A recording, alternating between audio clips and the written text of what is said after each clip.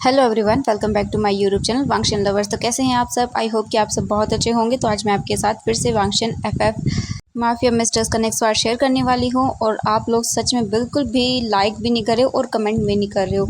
तो मैं इस फैन फिक्शन को ज़्यादा नहीं चलाने वाली, क्योंकि लाइक्स और कमेंट्स ही नहीं आएंगे तो फिर सीरियसली मेरा मन भी नहीं होगा शेयर करने का। क्योंकि कल वाले में मैंने बोला था प्लीज़ कम से कम 100 कमेंट्स तो कर दिया करो यार। डे बाय डे आप लोगों की कमेंट है ना ज़्यादा होने चाहिए, लेकिन सच में आप लोगों के डे बाय डे ना कमेंट्स कम होते जा रहे हैं।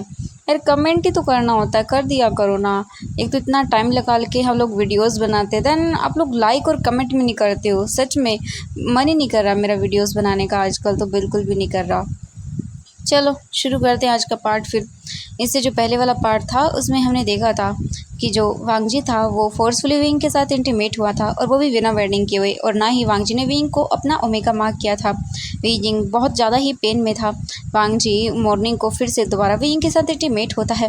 वो विंग को देखकर अपने आप को जैसे मानो कंट्रोल ही नहीं कर पा रहा था। पहली बार ऐसा हो रहा था। द लैन वांगजी, ग्रेट बिजनेसमैन और एक माफिया किंग, अपने आप को किसी के लिए एडिक्टेड फील कर रहा था। वो जैसे मानो वीजिंग का एडिक्टेड हो रहा था। उसने जब पहली बार देखा तो वो देखता ही रह गया वीजिंग को। मॉर्निंग को भी वांगजी वीजिंग के साथ इंटीमेट हुआ, और फिर उसे ये बोलकर चला गया कि वीजिंग और वांगजी को इवनिंग को कहीं जाना है, तो वो अच्छे से रेडी रहे। इसके बाद जो वीजिंग था वो चुपचाप करके रूम में ही बैठा रहा। थोड़ी देर के बाद उसे साओ चिंगजन आकर खाना देता है। वीजिंग खाना खा लेता है। उसे भूख लगी थी लेकिन उसका मन नहीं था, फिर भी उसे खाना खाना पड़ता है। खाना खा लेने के बाद वीजिंग वही चुपचाप बैठा रहता है और रोता रहता है। वहीं दूसरी तरफ हम देखते हैं साओ शिंगजन को, जो कि लांस सिग्नल से बातें कर रहा था और उन्हें बोल रहा था कि प्लीज़ आप अपने आप को संभालिए। अगर आप ऐसे वीक बनेंगे और अगर आपने दोबारा से अपने आप को मारने की कोशिश की तो पता नहीं वांगजी क्या करेगा। वो ऑलरेडी इतना गुस्से में है, वो तबाह कर देगा हर किसी को। ये सुनने के बाद लांस सिजन फिर भी रिएक्ट नहीं करते हैं, बस वो अपनी टमी को सहलाते हैं। और ये देखकर साओ शिंगजन वहाँ से चला जाता है। लांस सिजन बस अपने बेबी को सहलाते हैं और बोलते हैं I am sorry baby, I am sorry, लेकिन मैं क्या करूं। मेरी मेरी जैसे पूरी दुनिया ही ख़त्म हो गई हो। मैं अपने आप को नहीं रोक पा रहा हूँ। मुझे नहीं पता मैं क्या करूँ और क्या नहीं। मुझे बहुत अजीब लग रहा है। ये बोलकर वो रोने लगता है। वहीं हम दूसरी तरफ देखते हैं चैंग चैंग को, जो कि लैंड मैंशन के पास आ चुका था। और वो देखता है तो oh my God, land mention के चारों तरफ गार्ड थे। लैंड मैंशन के अंदर जाना मतलब बहुत ही मुश्किल था। अब वो सोचता है कि वो जाए कैसे, कैसे मिले लैंड सेजन से। नहीं तो उसका फ़ोन लग रहा है, पता नहीं क्या हो गया है। और उसे पता चला था कि उनका एक्सीडेंट हो गया है, जिसके अंदर जो सिजन है उनकी मदर की डेथ हो गई है, और वो भी उसी मतलब बोल सकते हैं कार के अंदर थे। और जियांग चेंग डर गया था कि कहीं उसके बेबी को या फिर सिजन को कुछ हो तो नहीं गया है। लेकिन उसे बाद में पता चला कि वो ठीक है, एंड उनके बोल सकते ज़्यादा चोटें नहीं आई हैं। बस इतना ही उसे पता चला था, बाकी उसे कुछ पता नहीं था। वो बहुत ही घबराया हुआ था अपने बेबी को लेकर। वो डर रहा था कि कहीं उसके बेबी को कुछ हो गया या फिर सचिन को कुछ हो गया तो वो क्या करेगा। उसे समझ नहीं आ रहा था। बस वो पूरे मैंशन को देख रहा था और सोच रहा था वो कैसे भी करके अंदर जाए बस, लेकिन उसे रास्ता ही नहीं मिल रहा था। तभी जो जियांग चेंग था उसका फ़ोन रिंग करता है। जियांग चेंग देखता है तो कॉल उसके डैड का था। जियांग चेंग जल्दी से अपना फ़ोन पिक करता है और बोलता है हाँ हेलो डैड। दूसरी ओर से जियांग फेंगमैन बोलते हैं कि तुम कहाँ पर हो। जियांग चेंग झूठ बोलता है कि वो ऑफिस जा रहा है। ये सुनने के बाद जियांग फेंगमैन बोलते कि ओह अच्छा, इस वक्त ऑफिस में तुमने तो कहा था कि तुम्हें ऑफिस नहीं जाना है। ये सुनने के बाद जियांग चेंग बोलते सॉरी डैड, वो मैं बस।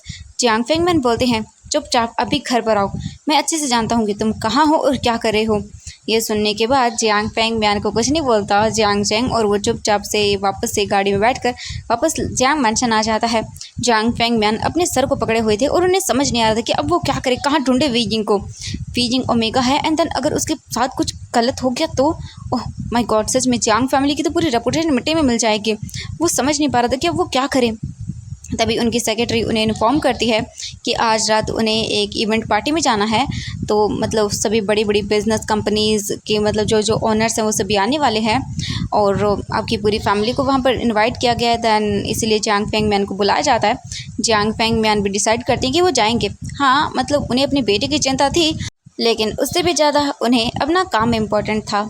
हाँ, बिजनेस डील्स उनके लिए ज़्यादा मैटर करती थी, इसीलिए वो इस पार्टी में जाने के लिए अपनी फैमिली को बोल देते हैं। वहीं मैडम यूँ जाना नहीं चाहती थी क्योंकि उन्हें अपने बेटे के साथ रहना था, उसे ढूंढना था वो कहाँ पर है। लेकिन जियांग फेंगमिन बोलते हैं कि पूरी मीडिया वहाँ पर होगी एंड बहुत सारे लोग होंगे, बहुत बड़े बड़े बिजनेसमैन आएंगे एंड ऐसे में अगर जियांग फैमिली वहाँ पर नहीं हुई तो बहुत ही उनके लिए शर्म की बात होगी। और वीजिंग गायब है उसके बारे में पता नहीं चलना चाहिए क्योंकि उन्होंने किसी को भी पता चलने नहीं दिया था कि जियांग का सबसे छोटा बेटा किडनैप हो चुका है। अगर ये बात बाहर आ गई तो बहुत ज़्यादा उनकी फैमिली के लिए प्रॉब्लम्स क्रिएट हो जाएंगी और न जाने लोग कैसी कैसी बातें करने लगेंगे, इसीलिए ये न्यूज़ बाहर नहीं गई थी। वहीं हम देखते हैं वांग जी को जो कि अपने ऑफिस में था और वो स्माइल किया जा रहा था क्योंकि अब जियांग की बर्बादी धीरे धीरे शुरू हो चुकी थी। वांग जी अपनी आइज़ बंद करता है तो उसे वीजिंग का फेस नज़र आता है।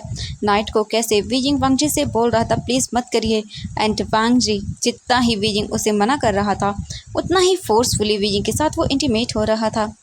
वांग जी को खुद भी नहीं पता कि कब वो कितनी बार वीजिंग के साथ इंटीमेट हुआ था नाइट को। वांग जी को बस वीजिंग का वो रोता हुआ फेस याद आ रहा था और बस वही मेमोरीज याद आ रही थी। उसे दिल के एक कोने में थोड़ा सा पेन होता है कहीं, लेकिन जल्द ही वो पेन गायब हो जाता है जैसे ही उसे अपने ब्रदर की हालत याद आती है और अपनी मॉम की फ़ोटो दिखाई देती है जो कि उसके ऑफिस टेबल पर रखी हुई थी, उसकी पूरी फैमिली की फ़ोटो जिसके अंदर सबसे पहले उसकी नज़र अपने गगा और मामा पर जाती है जो इस दुनिया में नहीं है। वांग जी को ये याद आते ही वांग जी अपनी आइज़ टाइट करके बंद करता है और फिर वो अपनी सेक्रेटरी को कॉल करता है। उसकी सेक्रेटरी वहाँ पर आती है और वो बता देती है कि सर आपको आज 3 मीटिंग से जाना है और नाइट को आपको एक पार्टी में जाना है अपनी फैमिली के साथ। वांग जी अपनी सेक्रेटरी को बोल देता ओके देन। इसके बाद वांग जी वहाँ से उठता है और अपनी मीटिंग्स को अटेंड करने के लिए चला जाता है। वहीं हम देखते हैं वीजिंग को जो बस चुपचाप करके उसी रूम में बैठा हुआ था और ऐसे ही करके आज का दिन भी बीत जाता है। अभी 6 बज चुके थे तभी वीजिंग के डोर जो रूम का डोर था उसके डोर के बाहर कोई नॉक करता है एंड रूम का डोर ओपन होता है। वीजिंग देखता है डोर की ओर, तभी रूम के अंदर शाओ शिंगचन आता है। शाओ शिंगचन आकर कुछ सामान वहाँ पर रख देता है। इसके बाद वो वीजिंग के पास जाता है और बोलता है हेलो। वीजिंग उसे देखता है अपने नम आई से। शाओ शिंगचन बोलता है वैसे तुम्हारा नाम क्या है?" वीजिंग उसे देखता है और वो अपने आंसुओं को वाइप करता है और बोलता है वीजिंग फीवोसियान। ये सुनने के बाद शाओ शिंगचन बोलता है ओह वीजिंग ये काम करो, ये ड्रेस है तुम पहन लो। वांग जी ने कहा है कि वीजिंग देखता है और बोलता वांग जी। तो शाओ शिंगचन बोलता हाँ मतलब मेरा मतलब है कि ये जो फ़ोटो वाला पर्सन तुम देख रहे हो ना इसका नाम लैन वांग जी है। वीजिंग जो देखता है वांग जी की फ़ोटो को और डर जाता है और उसे कल रात की हर एक चीज़ याद आ जाती है जो वीजिंग के लिए कोई स्कैरी ड्रीम से कम नहीं थी। वीजिंग की आंखों में आंसू देखकर शाओ शिंगचन बोलता है देखो वीजिंग आई एम सॉरी, मैं जानता हूँ मैं तुम्हारी मदद नहीं कर सकता हूँ लेकिन प्लीज़ अपने आप को संभालो एंड कोशिश करना कि वांग जी को ज़्यादा गुस्सा ना आए। बस वो जो बोले चुपचाप कर लेना क्योंकि वांग जी का गुस्सा बहुत ज़्यादा है। वीजिंग उसे देखता है और बोलता है लेकिन उन्होंने मुझे यहाँ पर क्यों रखा है, मुझे मेरे घर जाना है, प्लीज़ मुझे मेरे घर जाना है, प्लीज़ मुझे जाने दीजिए। ये सुनने के बाद शाओ शिंगचन बोलता है आई एम सॉरी वीजिंग, हम कुछ नहीं कर सकते हैं इसमें। वांग जी पता नहीं कब तक तुम्हें रखेगा और जब तक वो जो चाहता है वो न हो जाए तब तक तुम नहीं जा सकते हो। वीजिंग रोने लगता है। शाओ शिंगचन वो कपड़े दिखाते हुए बोलता है वीजिंग तुम्हें ये कपड़े पहनकर रेडी होना होगा, वांग जी आधे घंटे में तुम्हें पिक करने के लिए आएगा। वीजिंग कुछ भी नहीं बोलता। इसके बाद शाओ शिंगचन वहाँ से चला जाता है और डोर को बंद कर देता है। वीजिंग उन क्लॉथ को देखता है और फिर वो उठता है। उसकी बॉडी पेन कर रही थी लेकिन फिर भी वो उठता है और बहुत ही मुश्किल से चलते हुए जाता है। उसके बाद वो उन कपड़ों को उठाता है और उसके बाद वो वॉशरूम में जाता है, बाथ लेता है और उन क्लॉथ को पहन लेता है। पहनकर बाहर आता है, जाता है अपने आप को मिरर में देखता है, अपने बालों वगैरह को सेट करता है। उसके बाद वो देखता है तो वीजिंग की आंखें रोने की वजह से सूजी हुई थी। उसके बोल सकते हैं काफ़ी जगह बाइट मार्क के निशान थे। वीजिंग उन सभी को जो वहाँ पर रखा हुआ था सामान उन सब चीज़ों से हाइड करता है क्योंकि ऐसे वो बाहर जाने वाला है, अगर कोई भी देखेगा तो ये बिल्कुल भी अच्छा नहीं होगा। इसीलिए वीजिंग उन सभी चीज़ों को हाइड कर लेता है। फिर वो ऐसे ही अपने आप को देख रहा था मिरर में एंड अपने मार्क को हाइड कर रहा था। वीजिंग की आंखों से आंसू का एक बूंद नीचे गिर जाता है। तभी उसका जो रूम था उसका डोर ओपन होता है और वांग जी अंदर आता है और जैसे ही वीजिंग मिरर के थ्रू देखता है अपने पीछे, वीजिंग कांप जाता है क्योंकि उसके पीछे लैन वांग जी खड़ा हुआ था और वीजिंग उसे देखते ही डर जाता है। और वीजिंग जिस चीज़ों से अपने मार्क्स को हाइड कर रहा था वो नीचे गिर जाते हैं उसके हाथों से। वी जिंग देखता है पीछे, वांग जी देखता है और बोलता है, oh my cute little omega, तुम तो ओ माय गॉड सच में जान ले लोगे मेरी, कितने क्यूट लग रहे हो तुम। ये बोलकर वांग जी वीजिंग की ओर आगे बढ़ता है और वीजिंग डर के मारे पीछे जाने लगता है। वांग जी उसे देखता है और बोलता है, आह माय लिटिल बेबी, तुम कहाँ जा रहे हो? हाँ, तुम्हें कितनी बार मुझे समझाना पड़ेगा कि तुम मुझसे दूर नहीं जा सकते हो, इसलिए तुम्हारे लिए बेटर यही होगा कि तुम बस मेरे क्लोज रहो, मुझसे दूर जाने की हिम्मत भी मत करना। ये बोलकर वांग जी आता है और वीजिंग को पकड़ता है, उसकी कमर से अपनी क्लोज करता है। वीजिंग वांग जी के पास था। वांग जी का जो बोल सकते हैं चेस्ट थी वो विंग के सर तक आ रही थी, क्योंकि वीजिंग की हाइट ज़्यादा नहीं थी, वांग जी से छोटी थी, इसीलिए बस वांग जी के वो चेस्ट तक आ रहा था। क्योंकि वीजिंग की एज भी लगभग 18 साल थी एंड वांग जी पूरा 30 साल का था, इसीलिए। लेकिन वांग जी को पता नहीं क्यों वो अलग सा फील कर रहा था इसके पास रहकर। एंड वांग जी इन सब चीज़ों को इग्नोर करता है और वो वीजिंग के फेस को पकड़ के ऊपर करता है और देखता है और बोलता है, बाय गॉड तुम तो बहुत खूबसूरत लग रहे हो, मेरा मन कर रहा है कि अभी के अभी तुम्हें फिर से बेड पर लेकर जाऊं और वो सब करूं। ये सुनते हुए वीजिंग डर जाता है और बोलता है, प्लीज़ प्लीज़ नहीं नहीं प्लीज़, मुझे मुझे पेन हो रहा है अभी भी। वांग जी देखता है और बोलता है, हाँ तुम तो इतने से ही डर गई, हाँ चलो कोई बात नहीं, नाइट को रेडी रहना, उसके बाद तो हम फिर से वही सब करेंगे। ये बोलकर वो स्माइल करता है। बीजिंग डरी आंखों से वांग जी को देखता है और बोलता है, आप ऐसा क्यों करें, प्लीज़ मत करिए। वांग जी बोलता है कि शट अप, और फिर वो देखता है और बीजिंग के फेस को देखने के बाद वांग जी सब कुछ भूल जाता है और एक बार फिर वांग जी बीजिंग के लिप्स पर अपने लिप्स को रखता है और फिर से उसे पैशनेटली किस करने लगता है। बस बीजिंग की आंखों से कंटिन्यूसली आंसू निकल रहे थे और बीजिंग अपने हाथों से वांग जी को पुश करने की कोशिश कर रहा था, लेकिन ये सब चीज़ें किसी काम की नहीं थी। वांग जी काफ़ी देर वीजिंग को किस करता है, उसके लिप्स पर उसे बाइट वगैरह करता है, उसके बाद वीजिंग से दूर होता है। वीजिंग हैविली ब्रीथ ले रहा था। वांग जी अपने आइज़ को क्लोज करता है, अपने फेस को टर्न करता है और बोलता है, 5 मिनट है तुम्हारे पास, अपने आप को ठीक करो एंड जल्दी से जल्दी रूम से निकल कर बाहर आओ एंड भागने की कोशिश मत करना और सबके सामने अच्छे से बिहेव करना, और अगर तुम मेरे अलावा किसी पास गए या फिर मैं बोलूँ कि अगर कहीं भी गए तो यहाँ आने के बाद मैं तुम्हें डबल पनिशमेंट दूंगा। ये बोलकर वो रूम से बाहर चला जाता है। बाहर आने के बाद वांग जी डोर को बंद करता है और वहीं पर खड़ा हो जाता है और अपनी आइज़ को क्लोज कर लेता है और बोलता है, क्यों क्यों मैंने उसे इस तरह से किस किया, क्या हो रहा है मुझे। नहीं, तुम वांग जी इसके जाल में बिल्कुल नहीं फंस सकते हो, ये बीजियांग्स है और उन्हीं के जैसा है। वांग जी ये बोलकर नीचे चला जाता है। नीचे आकर वो देखता है तो उसके डैड भी रेडी थे एंड जो सिचन थे वो भी रेडी थे। उन्होंने भी मतलब वांग जी ने रेडी किया था, क्योंकि आखिरकार कब तक सिचन ऐसे ही रूम में बंद रहेंगे। वो चाहते थे कि उसके गगा और डैड बाहर जाएं, मतलब एक्सप्लोर करें थोड़ी चीज़ें, जिसकी वजह से वो कुछ अच्छा फील करें। एंड ऐसा कब तक चलेगा। वांग जी आता है और बोलता, डैड गगा आप दोनों रेडी हैं। सिचन देखते हैं वांग जी को और अपना सिर हाँ में हिलाते हैं। अब वो पहले से बेटर फील कर रहे थे। इसके बाद वांग जी जाता है और देखता है और बोलता है, डैड आप अच्छा तो फील कर रहे हैं ना। किरण देखता है और बोलता है, हाँ मैं ठीक हूँ वांग जी। इसके बाद वांग जी बोलता है, ओके का। इसके बाद वो वेट करता है और जब वीजिंग नहीं आता 5 मिनट के बाद भी, तब वो चिल्लाते हुए सर्वेंट को बुलाता है। सर्वेंट आता है और बोलता है, जी सर। तो वो बोलता है, जाओ और जाकर वीजिंग को नीचे लेकर आओ। एंड वो सर्वेंट बोलता है, ओके सर, और वो डरते हुए जाने लगता है, लेकिन तभी वो रुक जाता है क्योंकि वीजिंग सीढ़ियों पर खड़ा था। जो लायन सिचन थे वो देखते हैं वीजिंग को और वो कुछ भी नहीं बोलते। धीरे धीरे करके वीजिंग नीचे आ रहा था, उसकी बॉडी पूरी पेन कर रही थी, लेकिन कुछ भी नहीं किया जा सकता था। वांग जी के आगे कोई नहीं बोल सकता था, इसलिए बस चुपचाप करके देख रहे थे। वीजिंग नीचे आता है और वो आकर खड़ा हो जाता है। शाओ शिंगचन और शुयांग भी आते हैं वहाँ पर। इसके बाद वांग जी उन्हें देखता है और बोलता है, चलो। इसके बाद वो धीरे धीरे करके चलने लगते हैं। सबसे पहले वो लोग आते हैं और कार में बैठ जाते हैं। वांग जी और वीजिंग एक कार में थे, दूसरी कार के अंदर शाओ शिंगचन और शुयांग था एंड थर्ड कार के अंदर लायन सिचन थे और बोल सकते हैं लायन किरण थे। ऐसे करके कार चल रही थी। तभी थोड़ी देर के बाद वांग जी कार में बैठा हुआ था और विंग को देखता है। विंग तो बस बाहर देख रहा था, उसने कितने टाइम के बाद ये बाहर की रोशनी देखी है। वीजिंग को पता भी नहीं है, उसे ऐसा लग रहा था जैसे मानो सदियां ही बीत गई हों उस कमरे में कैद हुए हुए, और वीजिंग बाहर की दुनिया देख रहा था। तभी वांग जी बोलता है, इधर देखो। वीजिंग जब वांग जी की वॉइस सुनता है तब वो जल्दी से अपने फेस को टर्न करता है और बोलता है, हाँ हाँ। वांग जी बोलता है, साइन करो इन पेपर्स पर। वीजिंग देखता है पेपर को और वो बोलते, ये क्या है। वांग जी बोलता है, मैंने कहा साइन करो। वीजिंग जब वांग जी की इतने चिल्लाने की और डरावनी वॉइस सुनता है तो वीजिंग डर जाता है और वो चुपचाप करके पेपर्स को लेता है और बिना रीड किए उन्हें साइन कर देता है। वांग जी उन पेपर को लेता है और बोलता है वेरी गुड। इसके बाद वो उन्हें अंदर रख देता है और उसके बाद वो कुछ ही देर के बाद वो गाड़ी एक बहुत ही बड़े से बोल सकते हैं होटल के सामने आकर रुकती है। बहुत बड़ा वीआईपी 5 स्टार होटल था जिसके अंदर लगभग ऐसे ही वीआईपी लोग अपनी पार्टी वगैरह बिजनेस पार्टी वगैरह करने के लिए आते थे। और आज यहाँ पर चाइना की सबसे बड़ी इम्पोर्टेंट मीटिंग होने वाली थी जिसके अंदर ऑलमोस्ट सभी लोग आए हुए थे, बिजनेस पार्टनर्स थे, मतलब बहुत बड़े बड़े लोग आए हुए थे। वांग जी फिर देखता है वीजिंग को और वो जल्दी से वीजिंग को पकड़ता है, उसके नेक से अपने क्लोज करता है। वीजिंग तो डर जाता है वांग जी के इस सडन एक्शन से। वांग जी वीजिंग की ईयर के पास आता है और बोलता है बेबी, अगर तुम वहाँ से कहीं पर भी गए जहाँ मैं बोलूँ वहीं पर बैठे रहोगे और अगर मैं तुमसे कहूँ कुछ नहीं बोलना है तो एक शब्द मत बोलना, और तुम्हें क्या क्या करना है ये मैं तुम्हें बता रहा हूँ।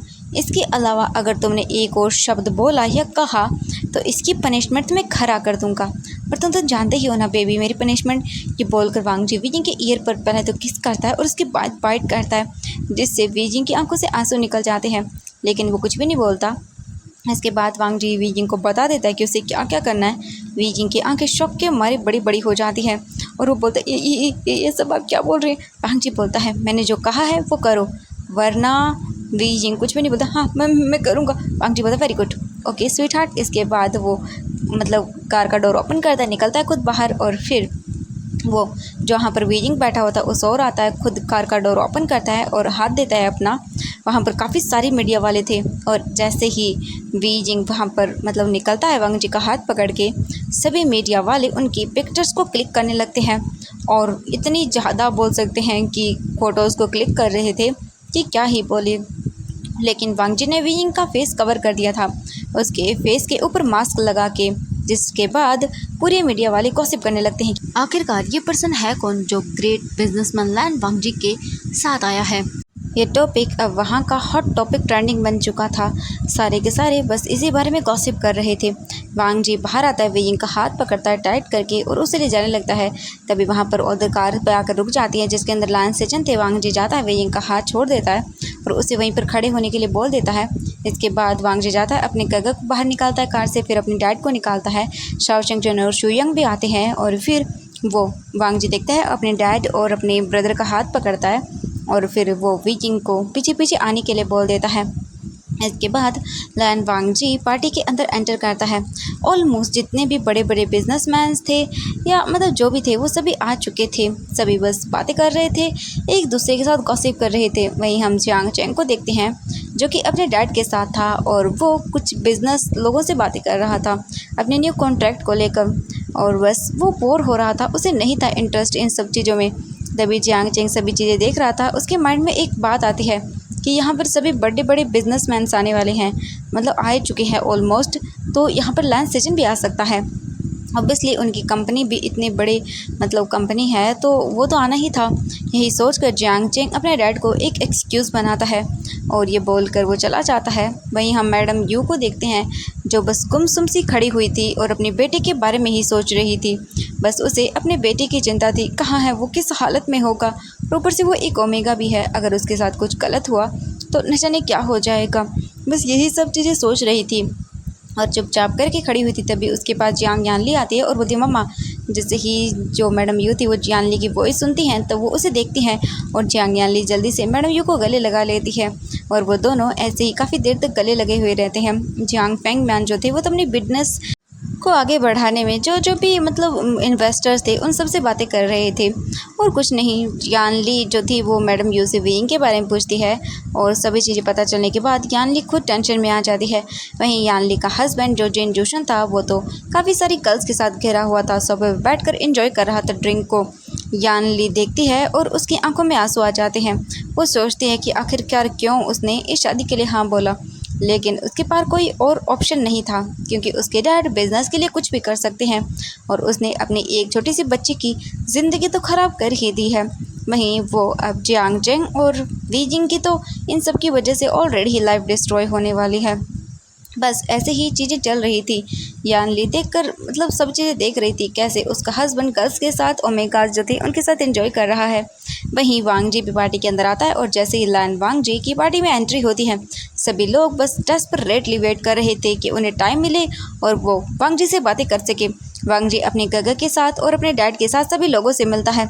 वहीं वी जिंग चुपचाप करके कोने में खड़ा हुआ था और उसके पास साओ शिंगचन और शू यांग थे, क्योंकि वांग जी ने कहा था कि उसके पास उन्हें होना चाहिए, कहीं भी वो जा ना पाए। ऐसे ही करके थोड़ी देर हो जाती है।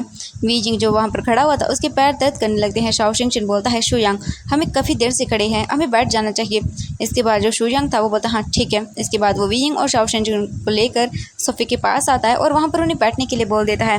वी जिंग भी बैठ जाता है और मतलब बार बार लोग देख रहे थे वी जिंग को उसकी तरफ, क्योंकि सच में बहुत खूबसूरत था वी जिंग और उसकी आंखें जो मतलब दिख रही थी मास्क से, वो तो और भी ज़्यादा शाइन कर रही थी, क्योंकि वहाँ पर बहुत सारे ऐसे लोग थे जिन्होंने मास्क को लगाया हुआ था। जो लोग अपनी आइडेंटिटी बताना नहीं चाहते हैं उन सभी ने।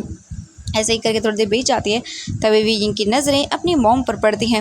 वी जिंग जैसे मॉम को देखता है तब उसकी आंखों में आंसू आ जाते हैं। वी जिंग अपनी पूरी फैमिली को वहाँ पर एक एक करके नोटिस करने लगता है। वहीं जियांग चेंग भी लान सिचन को ढूंढ रहा था। लान सिचन सोफे पर बैठ जाते हैं। वांग जी उन्हें लेकर आता है और बिठा देता है और बोलता है, गगा आप रुकिए, मैं आपके लिए कुछ खाने के लिए लेकर आता हूँ। इसके बाद वांग जी चला जाता है लान सिचन के लिए कुछ खाने के लिए लेकर आने के लिए। वहीं हम देखते हैं जियांग चेंग को। जियांग चेंग सिचन को ढूंढने के लिए इधर से उधर घूम रहा था, तभी उसकी नज़रें जाती है लान सिचन पर, जो कि सोफे पर बैठे हुए थे। जैसे जियांग चेंग उसे देखता है तो वो जल्दी से जियांग चेंग आगे बढ़ने लगता है सिचन की ओर। वी जिंग की आंखों में आंसू आ रहे थे और वो देख रहा था। तभी वांग जी आता है वी जिंग के पास और वो वी जिंग को उसके हाथ से पकड़ता है और उठा देता है। उसका हाथ पकड़कर वो उसे अपने साथ पकड़ लेता है, उसकी कमर पर हाथ रखता है और वी जिंग को बोलता है, जैसा जैसा तुम्हें कहा गया वैसा ही करना। वी जिंग वांग जी का हाथ होल्ड करता है और वांग जी वी जिंग की टाइट करके कमर पकड़ लेता है और फिर वी जिंग को पार्टी में अपने साथ घुमाने लगता है। काफ़ी सारे लोग वांग जी से बातें कर रहे थे। वांग जी उन सब के साथ मतलब बोल सकते हैं हैंडशेक कर रहा था, बातें कर रहा था और जो वांग जी से पूछ रहे थे कि आखिरकार आपके साथ ये पर्सन कौन है। वांग जी जब देखता है उस पर्सन ने ये मतलब क्वेश्चन किया वांग जी से, वो स्माइल करते हुए बोलता है, बहुत जल्द आपको पता चल जाएगा ये कौन है। ये बोलकर वांग जी स्माइल करता है और उस पर्सन का जो क्वेश्चन था उसके आंसर दे देता है। इसके बाद वांग जी वी जिंग को खींचते हुए लेकर आता है डांस फ्लोर पर और वी जिंग के साथ डांस करने लगता है। वी जिंग की आंखें आंसुओं से भर चुकी थी, क्योंकि वांग जी उसे बहुत ही ज़्यादा बुरी तरह से ट्रीट कर रहा था। वहीं लायन सिचन को देखने के बाद जियांग चेंग जल्दी जल्दी उनके पास आ जाता है और वो बोलता है, सिचन। जैसे ही लायन सिचन जियांग चेंग की वॉइस सुनते हैं तब वो देखते हैं और उनकी आंखों से आंसू गिर जाते हैं। जियांग चेंग को देखने के बाद सिचन अपने आप को रोक नहीं पाते और वो जल्दी से जाते हैं और जियांग चेंग को हक कर लेते हैं। वहीं जो वांग जी था वो वी जिंग के साथ डांस कर रहा था और वी जिंग को काफ़ी ह्यूमिलेट कर रहा था उन सब के बीच, क्योंकि जानबूझकर वांग जी कहीं वी जिंग को टच कर रहा था, जो कि बिल्कुल ही प्रॉपर नहीं था। सब देख रहे थे और बस स्माइल कर रहे थे और वी जिंग को थोड़ी देर में ही बातें सुनाई देने लगती हैं। तो एवरीवन आज के लिए बस इतना ही, मिलते हैं नेक्स्ट पार्ट में, क्योंकि सच बोल रही हूँ मेरा मन नहीं कर रहा वीडियोस बनाने का यार। आप लोग लाइक्स और कमेंट्स ही नहीं कर रहे हो। जैसे जैसे मतलब टाइम बढ़ रहा है आप लोगों के कमेंट्स एंड लाइक्स ज़्यादा होने चाहिए। मतलब सच में यार हम मतलब हमारी वांगशन फैमिली देखो यार 7,000 लोगों की है। अभी अभी 7,000 सब्सक्राइबर्स कंप्लीट हुए हैं एंड देन वीडियो पे व्यूज़ जितने आ रहे हैं उससे तो बोल सकते हैं 0.1% आप लोग लाइक्स करते हो वीडियो पे। यार बहुत हर्ट होता है सच में, इतनी मेहनत करके बनाओ एंड देन कोई रिस्पॉन्स ही ना मिले अच्छा सा तो मन नहीं करता सीरियसली।